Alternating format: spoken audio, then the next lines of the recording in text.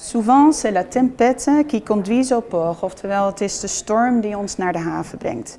Dat zou men kunnen zeggen en hoewel ik nog niet ben aangekomen waar ik wezen wil, marcheren de zaken toch erg goed. Eh bien, het doet me echt heel veel plezier in Holland te kunnen optreden. Zo begint de brief van Mata Hari uit 1904, waarin ze een bekende uit Ljouwert vreegt om een optreden voor haar in Den Haag te regelen.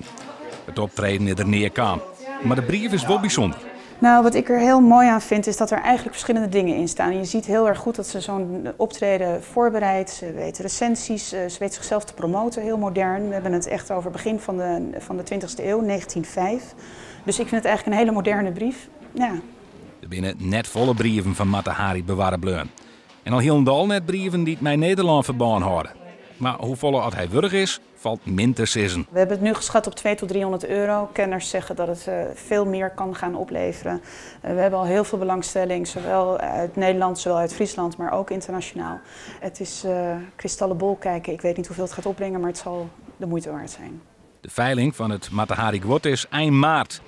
Zo'n het bijzondere karakter van deze brief verdient hij eens een plakje in een museum, vinden ze bij het veilinghuis.